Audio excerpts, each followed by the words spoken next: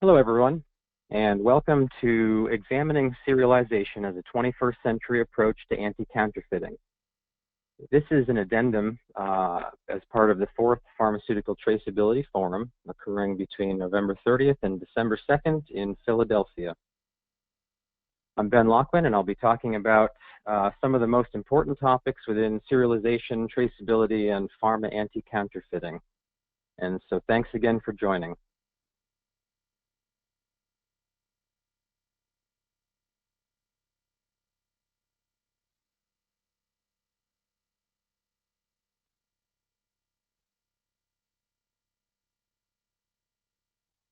Again here. Right now I don't see anything. I don't see the PowerPoint anymore. Okay, now I do.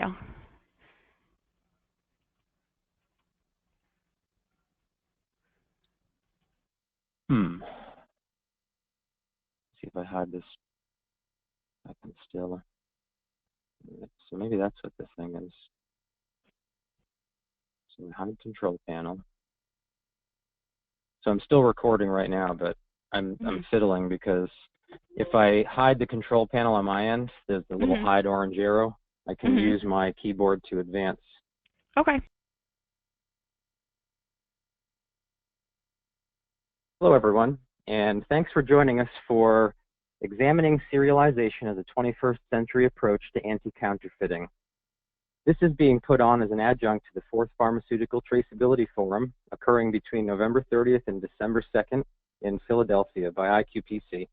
I'm Ben Loughlin, and I'll be covering material in this presentation focused primarily around best and worst practices of serialization, traceability, and anti-counterfeiting.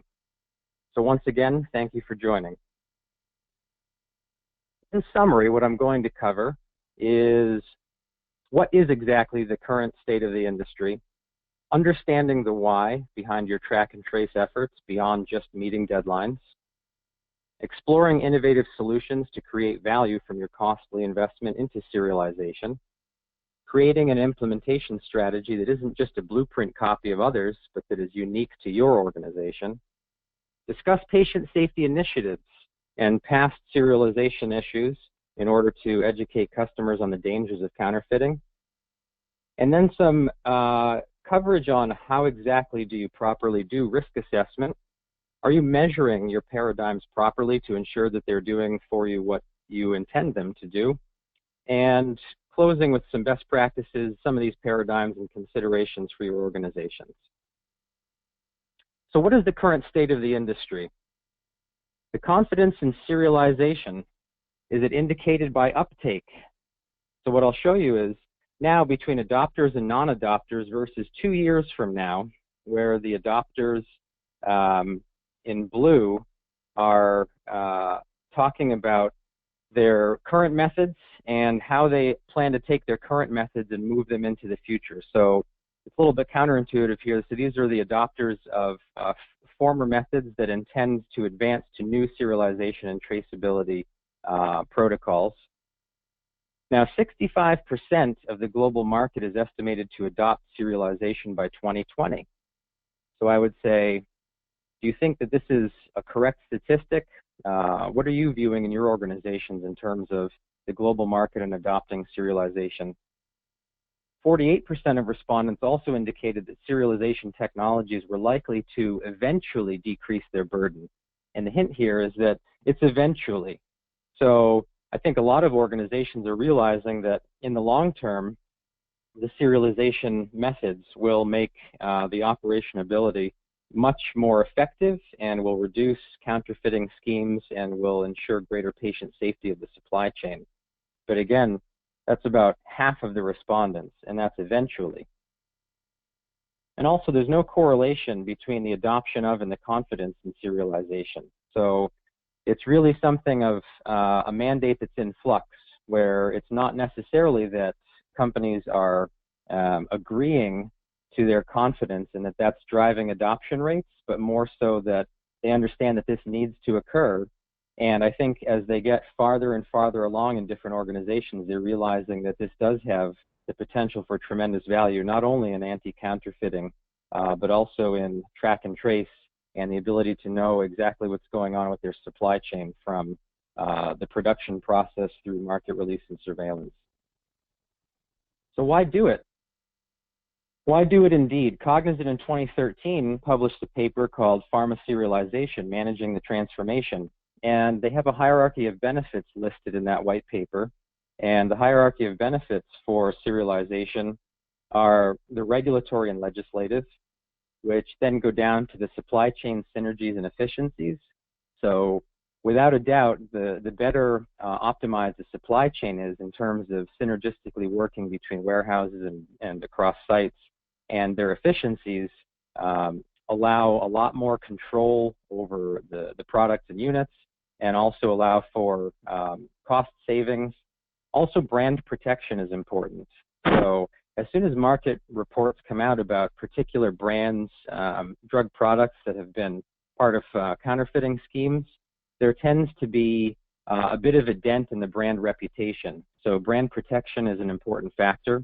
And I'll be showing you some interesting information from FDA as far as some of the things they've been finding with counterfeit meds. So the anti-counterfeiting of the supply chain fits into the brand protection, and then ultimately what this all boils down to is we want to make sure that we're producing pharmaceutical drugs in such a way that we're mitigating risks to the patient wherever possible, and we're able to have safe and effective medicines available worldwide for a variety of diseases and disorders. And if we can't do that confidently, then the serialization practices that we were intending aren't really doing what they're supposed to be doing. So some current regulatory paradigms. Regulatory agencies are constantly chasing counterfeits, and it's very difficult to detect. So here's an example. An FDA press release from 2011, the FDA warns about counterfeit Extend dietary supplements. So this dietary supplement, which is available over the counter in many health food stores, was found to contain a combination of tadalafil and sildenafil, which are both erectile dysfunction medications. Both ingredients are FDA-approved prescriptions, and they're not listed on the product label. So they may ultimately interact with other medicines that the purchaser may be taking, and there's no way to monitor that interaction, and the patient wouldn't necessarily know that this is in their over-the-counter supplement, nor would they suspect it. So the FDA ruled that the counterfeit product is, of course, illegal and unsafe, and they were going through investigations into how this could have happened with the manufacturer and make sure that it doesn't continue on the shelves. Another example from the FDA news release, they issued a warning on counterfeit surgical mesh, and essentially the counterfeit polypropylene mesh could present significant health risks, and so they had found a lot of barred flat meshes of different dimensions that were used in surgical implants in surgical centers, and of course having anything implemented into the body inserted post-surgery or during surgery has a tremendous impact and the potential to have severe adverse effects leading up to and including death. Another example, FDA warns about fraudulent Tamiflu. So the U.S. Food and Drug Administration took a look at generic Tamiflu sold over the internet, and it did not contain Tamiflu's active ingredient, but it contained instead an ingredient in the same class of antibiotics as penicillin. Now, interestingly, allergies to penicillin can result in prophylaxis of normal function, and the anaphylactic reaction that can happen after taking penicillin with the PCN allergy can be extraordinarily significant. So the FDA again requested that these were pulled off of the shelves, and the anaphylaxis that could result from this includes difficulty breathing, chest tightness, swelling of the throat or tongue, hives, dizziness, loss of consciousness, etc. So what was supposed to be an intermediary in order to reduce the symptoms of flu instead could cause tremendous health effects to the patients who take it. And here's another one even. So the US FDA was looking at a potentially harmful version of Ally. So Ally is an FDA-approved over-the-counter weight loss product, and it did not contain orlistat, which is the active ingredient in ally, but instead had sibutramine, which shouldn't be used in certain populations again. So it's very difficult to detect if you look at the packaging on some of these. On the left side is the actual ally drug pack with the sealed for protection on top. On the right side is the counterfeit version of the ally. And though the seal looks different, most consumers wouldn't know what to look for. So the approaches and the guidance. Serialization, of course, refers to the process of printing and verification of unique serial numbers on medications. New laws are being enacted to tighten track and trace and improve the supply chain robustness. And the EU Falsified Medicines Directive, which is Directive 2011-62 EU, was designed specifically to prevent counterfeit medicines from entering the supply chain. So the ruling in the directive is that 2019 at the latest, all member states are required to be compliant. The drugs need to have clear individual serial numbers, and these are up to 20 randomly generated characters. And repackaged drugs must be marked with complex safety features, such as 2D barcodes, and this is so the authenticity of the drug product can be monitored. Now, of course, 2D barcodes are no longer necessarily complex or necessarily innovative, so I think this behooves us to look at newer technologies that we can put into place to ensure that we're really keeping at the forefront of all these designs. As far as risk, what's the risk of counterfeiting and how do we assess it? So ultimately, the risks here are systemic problems that can and have led to the harm coming of patients. Now, the image at the bottom here is from James Reason's book 1990 on human error prevention, and it's the Swiss cheese model of accident causation. And ultimately, this modified graphic basically is just showing that there are gaps in terms of lack of procedures, lack of supply chain excellence, lack of serialization or traceability, lack of training. All of these barriers that can be put into place to make these systems much more robust would lead to fewer and fewer patients being harmed and better integrity of the supply chain and drug products.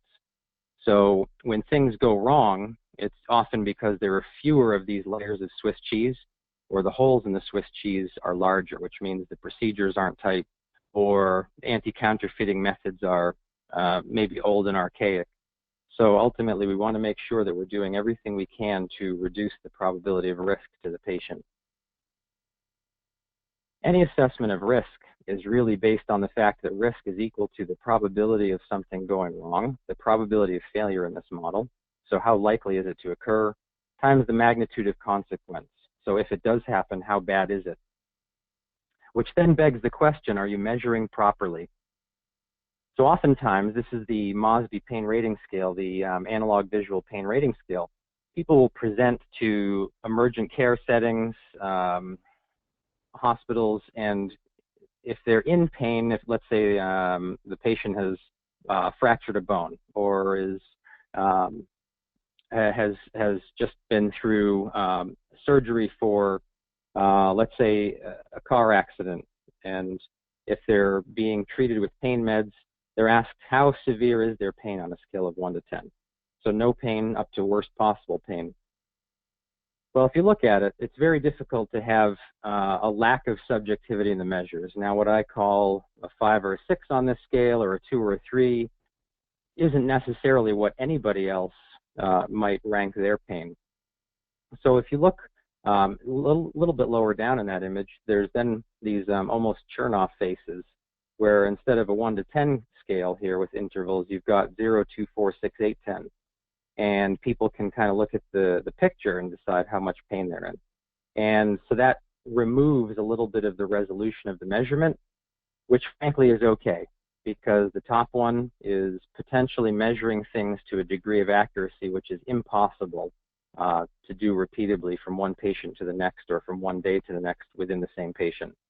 So potentially measuring risk in your supply chain and your serialization operations, maybe use something like the 1 to 5 Likert scale, a low, medium, high scale like at the bottom, which has only 3 levels, or maybe even a binary measurement. And really the point being that if you're not properly able to assess a lot of the uncertainty that's present, and how your processes are actually performing, there's not much sense in creating falsely designed levels of measurement there's no way to repeatably use. So this chart here was just asking people, again, on a 1 to 10 scale, what they expect overall business conditions to be like 1 year from now. And if you look in this particular case of measurement, 10 was excellent, 1 was not so good. And the proportion of respondents really fell into this bucketing, which looks very much like an almost perfect Gaussian distribution, where people were ranking between 5 and 6. They didn't know what else to say. You've got the smaller tails out at the ends. And this is what we see in a lot of cases. People don't know what they may score, let's say, a risk when measuring their particular supply chain. So the de facto answer is, I'm not sure, maybe call it a 5, call it a 6, call it a 4. And again, you've now got all these bins of extra measurement resolution which don't coincide with any actual ability to discriminate differences. So a lot of times people will also put their risks of supply chain on grids like this, which is a likelihood impact grid where you go from across the top x-axis, nearly no impact, to disaster, and down the y from it will happen to down to rare. And somewhere across the table here, you've got a lot of different opportunities to fall into low bins, medium bins, high bins, extreme. And this is how, again, you're going to subjectively determine what you're going to try to improve based on where it falls in this ranking table. So there's oftentimes within groups a lack of validity of measurement and inter-rate or inter-scoring. And so you may find that there's really no difference in same name sections, and maybe even bleeding out of the same name section. So for example, anything that's in the yellow medium boxes here, there's really no way to objectively point to any of those in a lot of cases and say this medium is different or worse than this other medium. And the same with lows, the same with highs. So oftentimes resolution will get a little bit better towards the tails. So the extremes and the lows oftentimes are considered, you know, the extremes are must mitigate and the lows are we definitely don't want to put time and effort into mitigating these. And that's fine. And everything else in between is really a free-for-all of limited measurability. So again, trying to norm teams around what they think the different risk levels are for different parts of serialization and traceability can be a difficult thing. Just like trying to find the traffic light colors that best fit success for your particular programs in your organization. A lot of times red, yellow, green is what's used. Sometimes red, green, sometimes there are extra colors in between. But again, try to do what makes the most sense. And the reporting accuracy that you use should determine your level of scale. So if you have a high level of accuracy and knowledge of your processes, you should have a much more discrete and discriminant level of scale. So if I go back to the visual analog paint analogy, the 1 to 10 scale now on the right side was replaced by the face model, and now the Wong-Baker facial grimace scale is essentially lumping in a lot of the uncertainty that was impossible to really discriminate between in the previous models. So now you've got 1 to 2 are lumped together for very mild. 3, 4, 5, and 6 now are again in the center of this distribution of moderate. So it's mild, moderate, or severe, and then 7, 8, 9, 10, maybe there's no way to really differentiate between those.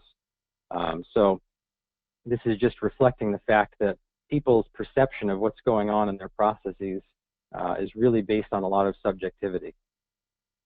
I found this example too of a hunger scale. So what is a hunger scale? It's an imaginary scale, I suppose. This certainly isn't validated, and people were supposed to decide and circle on here where they are in their level of hunger. And again, this is not repeatable from one day to the next or one person to another person, except maybe at the tail ends. So developing robust measurements, the quality of the data that you have for your particular processes in terms of track and trace, traceability factors, serialization, it should inform the resolution of your measurement. So as you have decreasing data resolution or fidelity, the less you know, you shouldn't, again, fool yourself into choosing high-resolution measures like 1 to 10 scales or even more complex. You could, for example, as a tool, calibrate your raters in terms of, as people are looking at parts of the supply chain, trying to determine what are greater risks or lesser risks. You can use Kendall's coefficient of concordance, which is much more selective than kappa, and you can assess your raters against the standard and see if people are making directional decisions. Because again, why fix something which a lot of the people may think is not really an issue, if objectively it isn't an issue. But if you have a lot of variation in the group trying to put together fixes, it becomes very difficult to know what's real and what isn't.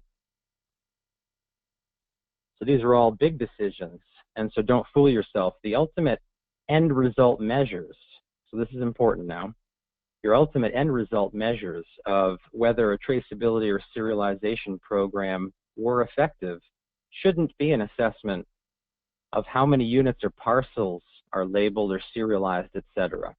It shouldn't be. It shouldn't be a total proportion that's been labeled or that's conformed. That's a good baseline health check, we'll call it, just to say, we know that we can measure what's out here now. We know that our processes are working. But that's not really a good top-line measure. It should really be a measure of how you've actually improved your supply chain and your patient exposure to risk. So this is a couple to several layers down in terms of thinking about the data, thinking about what's been released to the market and surveillance, the potential for counterfeit risk, and how you can actually quantify that your supply chain has gotten more improved, more robust, and what the patient exposure to risk is and whether or not it's been decreased. That's really what matters. And so there are just many different ways where you can assess this. And if you look at the graphic on the lower right, in this particular case, just as a visual, the huge size here of the variance between different measurements leads you to believe that there's no way to discriminate from one thing to the next, except towards the right side, probably in lanes maybe 19 and 20, and everything else is all over the place. So make sure you're actually measuring things that are helping your operations, and make sure that you can demonstrate appreciable changes to the supply chain as well as the patient exposure to risk. Now, the uncertainty factor. So uncertainty estimates make us less confident in our decisions. This is exactly like uncertainty paths of hurricanes. More information can make a huge difference. Do people want to leave their homes because they're in the path, or do they not want to leave their homes? And unfortunately, after only about 2 or 3 days, the uncertainty cone expands by a size of more than 730 times. So just a few days out, it's really difficult to say, we know precisely where this hurricane and its path will be. So this is exactly the same as when drug products are being produced and released to market. Where are they going to end up? Which ones are going to be counterfeited? For which markets? In which countries? So there's a lot we don't know. And so we also want to assess the magnitude of that. If we could prevent all of these catastrophes, all of these patient injuries, which isn't possible, we would. But these very low probability, high magnitude events. So the opportunity for a big class drug name to be counterfeited, widely distributed, and injure a lot of patients is thankfully quite a low probability in terms of the number of people who are impacted by this. But it certainly does happen. And what happens if one of your products is copied and flooded onto the market? So it's very much a high magnitude event that you probably wouldn't have much in place to insulate yourself from that risk. And so why is this appropriate measurement precision important?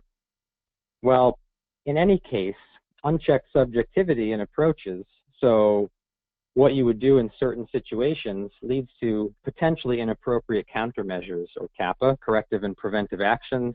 If something in the supply chain has gone awry and you're not able to actually track and trace what's going on, you don't have the data that you need or you think you need, the market doesn't have what it's confident in having, you may be putting in place fixes that aren't actually addressing the real root causes. and false alarm rates drive mismanagement.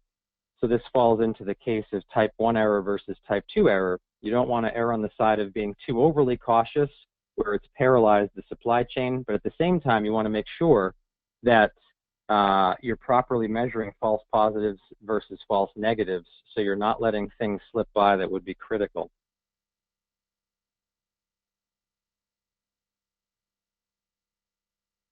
Now, as far as risk to serialization and to the market, a lot of it has to do with how we perceive risk. And it turns out that people don't perceive risk very logically. So unfamiliar technologies with catastrophic potential cause people to way overestimate risk. So as an example, when some drugs have been pulled from the market because of adverse events, this has a significant impact on the public's perception on big pharma and all drugs in general with a very broad brushstroke, even though oftentimes what that's manifesting in is that the FDA or any other of the regulatory agencies worldwide were doing what they were supposed to do in terms of monitoring safety versus efficacy and ensuring that the public wasn't put at undue risk for a long period of time. So in those cases, the market controls were doing what they were intended to do, and that can drive public perception to disfavor pretty much every drug on the market. So we have these fallibilities when we try to estimate likelihoods and outcomes.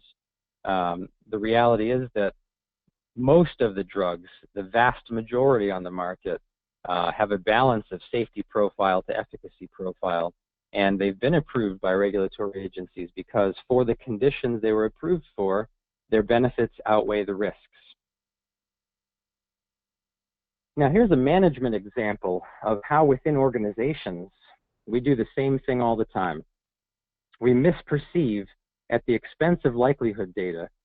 So in a Wharton analysis, a group was faced with hypothetical managerial decisions, and fewer than 1 in 4 of the people in the group asked for probabilistic information, and none sought precise likelihood data. And then in a group presented with the precise likelihood data, so they were given the likelihood data that the fewer than 1 in 4 asked for above. From that group, fewer than 1 in 5, less than 20% of the managers drew upon probability concepts when making choices about alternate courses of action. So even when they had logical objective data, they were making more emotional decisions and they weren't couching them in logic and objectivity. Oftentimes, managers are likely to take seriously the risk of a 1 in 100 year flood if it's presented as having a greater than 1 in 5 chance of occurring in a 25-year period rather than a 1 in 100 chance of it occurring during the coming year. So it really depends how you're doing measuring again. It goes back to that a lot, and how you're framing this to make decisions about what actually is and is not a risk in the supply chain. Homeowners in California purchased earthquake insurance most often after personally experiencing an earthquake. Isn't that interesting? So even though most responded correctly, that the likelihood of another earthquake was lower now that the stress on the geologic fault had been reduced. So they opted to not buy earthquake insurance because they hadn't experienced an earthquake, and really that was what the insurance was for. And then after they had experienced an earthquake and lost property, and in some cases loved ones, then they sought out insurance for earthquakes. So oftentimes people generally dismiss low probability events unless they personally experience them. And this is the same in the industry, where if a particular organization hasn't had to deal with counterfeiting issues, some of the ones that I mentioned earlier, if they haven't worked in terms of a distribution scale to need to worry about traceability as much as some other companies, they may not really think that it registers on the radar, but in actuality it does, and they'll be scrambling later. Now the Monte Carlo approach. So the probability distribution in practice, you can run simulations, and I would encourage it. So in simulation, how is your system set up to work? Will you have outcomes that fall within the specifications that you intend? Use a Monte Carlo simulation and try and try and try and make sure that what you're designing is giving you exactly what you think it will. And then you may find out that what you have in the tails of the distribution are not sufficient. What you have clustered in the center of the distribution isn't where you want it, but at least you'll know one way or the other. And here's an example.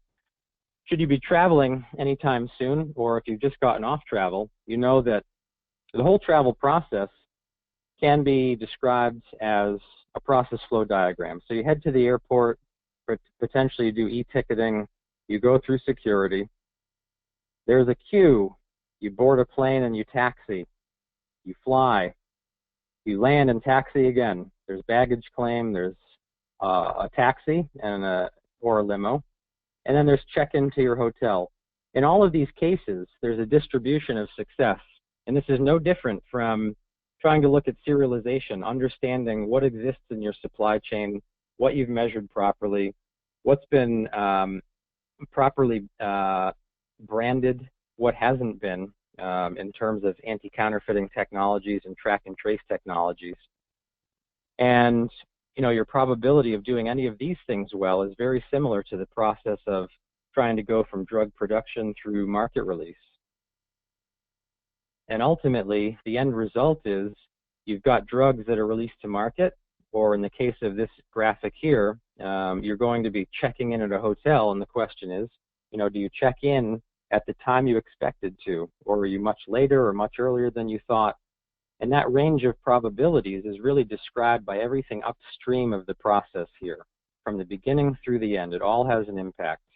If e-ticketing goes too long, if you miss your flight, if there was something going on in the queue, if the plane wasn't ready and you got shunted to another plane, all of these things lead to impacts and effects on the end results. And it's exactly the same with serialization in the pharmaceutical supply chain. So it could be sourcing. There's a distribution on how well sourcing is done, internal supply chain distribution, production traceability. How good is that? Shipment preparation, is that robust? How about market tracing? Do you know enough that you should be understanding about what's happening in the market?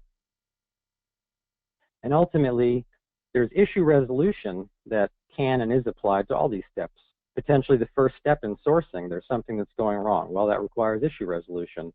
It certainly happens with internal supply chain and practices, production traceability. So this is a constant back and forth between trying to resolve issues along the process chain and understanding that the more robust the systems are that are put into place, the fewer and fewer real-time fires that need to be put out through issue resolution. So it's also a demonstration of improper risk prevention thinking, because if you're constantly fighting these fires, you're not preventing these issues from going wrong. And that's really part and parcel of understanding the supply chain, understanding good serialization and traceability, is knowing that quality by design would allow for better product and process outcomes as long as you're properly characterizing what's going on in each of the steps. And then as the steps go from one to the next, your overall outcomes get more and more repeatable and more higher of quality. Now, there's also a risk to post-marketing surveillance.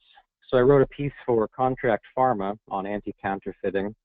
And, interestingly, the special consideration for regulators that I've seen a lot is that, as I noted here in the piece, in the technology sector, art, music, textiles, and every other industry, there are counterfeiters. That's just the way it is. Counterfeiters in the pharmaceutical sector, however, could be potentially risking patients' lives. They're playing fast and loose with the safety of the public. Now, the interesting problem for regulators is that post-marketing surveillance data for safety reports on marketed drugs requires that people know what they're taking. And the corollary of that is we assume they know what they're not taking.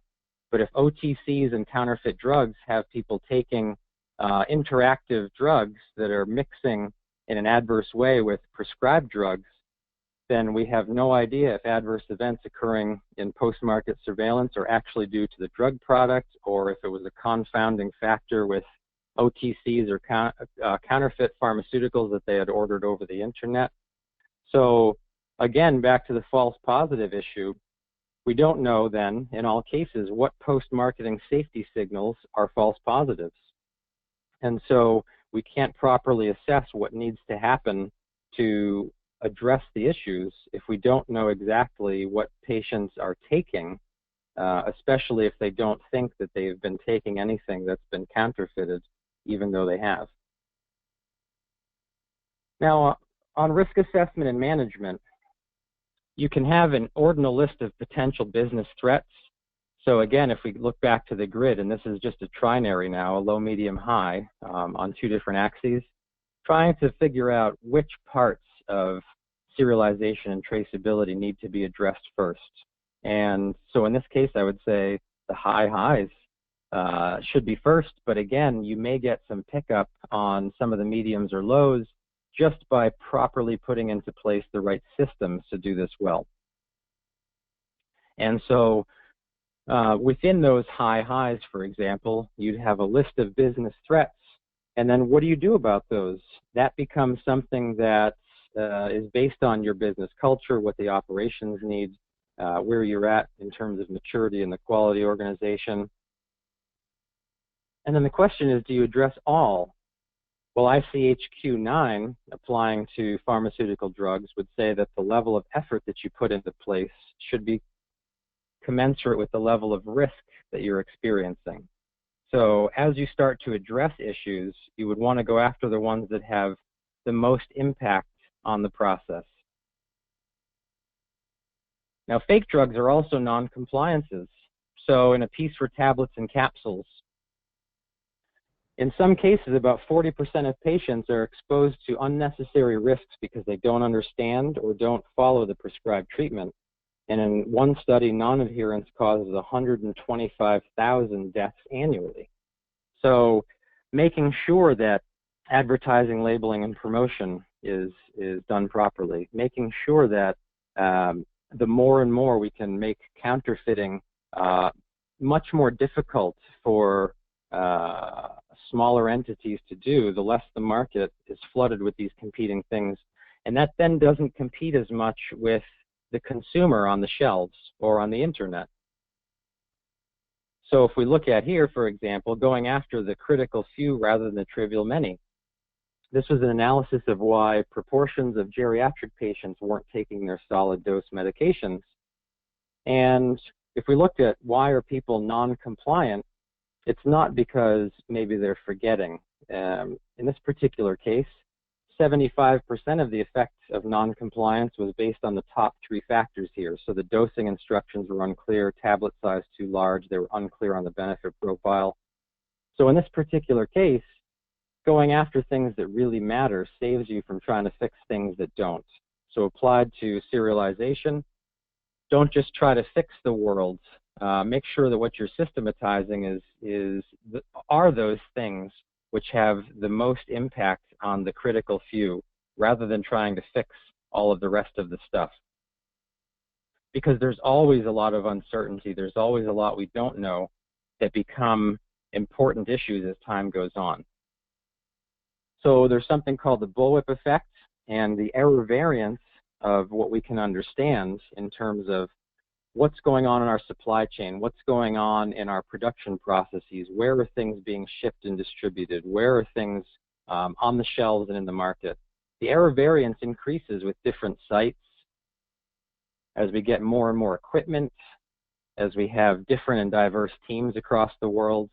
All of these things conspire together to create this bullwhip effect, so we have less and less control as we become larger and larger, more and more global. And so the more we can systematize a lot of what we're talking about at the conference, the more tightly we can control this variance that just tends to happen with greater numbers of sites, more diverse sites, different cultures, different equipment, different teams and members. Just like in this graphic on the bottom left, this is almost like a little stock spark line you might see in the Wall Street Journal in terms of share price. There's always, just like the path of the hurricane, this confidence interval between the outcome and what's expected over the next day, 2 days, week, month.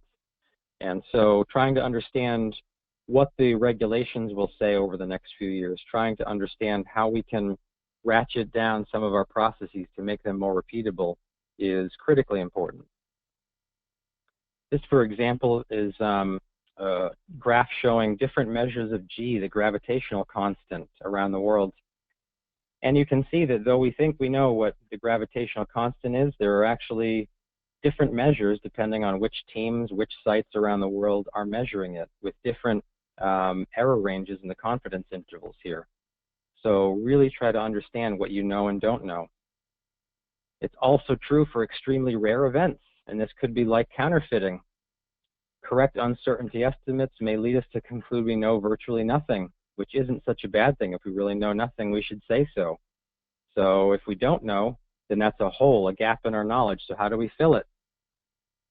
And as I mentioned earlier, ICHQ-9 lays out a model for quality risk management. So in terms of serializing processes and increasing traceability, how do we initiate the quality risk management process? Well, it's all laid out here, and all the red dots on this chart are places where we can directly influence the process. So the risk identification process, where are there risks versus where aren't there? An analysis and evaluation of what we're going to fix. Communicating these out to the organization, or in the worst case, out to the public. How do we tell the public that something's gone wrong and we need to fix it fast? What's unacceptable or not? So the risk reduction methods, the risk acceptance methods, and then the output, so the risk review process. All of these things we can influence, and they help us understand our processes better. They help us to do serialization better and focus on the things we need to do most. And again, as far as uncertainty, this is a great quote from Donald Rumsfeld, which was recorded in 2002, and I'm sure you've heard it. And he says, reports that something hasn't happened are always interesting to me because, as we know, there are known knowns. There are things we know we know. We also know there are known unknowns.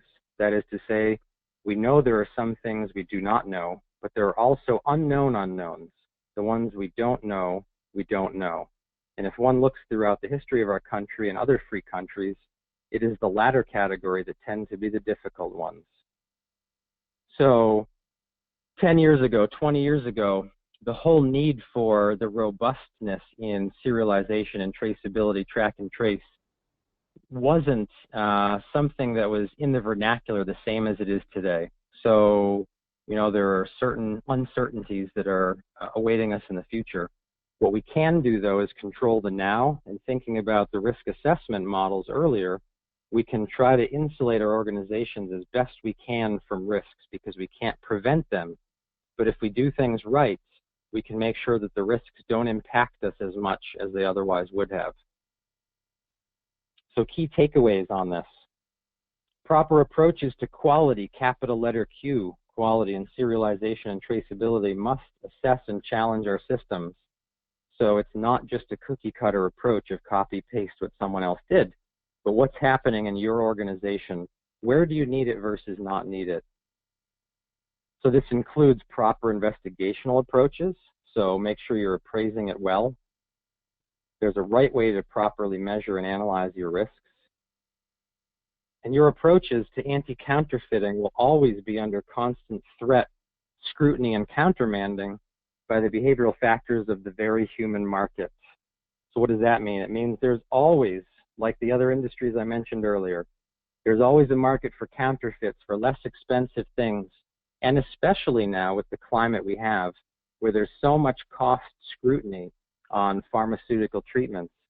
So the public thinks all drugs, again with the broad brushstroke, are too expensive, that it must be jury-rigged. So people want cheaper drugs. The people who are creating the counterfeits want quick cash, et cetera, et cetera. So counterfeiting is always going to be something that people try to do. And you are the architects who can implement and or improve your serialization and traceability approaches to meet your organization's particular challenges and idiosyncrasies. So again, every organization is different. There's not a right cookie cutter approach beyond the methods which lead to regulatory compliance. And again, beyond compliance, think quality by design and think doing the right thing. How can you ensure that what you're doing leads to a more robust supply chain? And ultimately, how can you be sure that what you're doing leads to greater patient safety by improved patient access to legitimate drugs and not to counterfeits? And with that, I'd like to thank you very much for your attention, and I hope you enjoy the conference.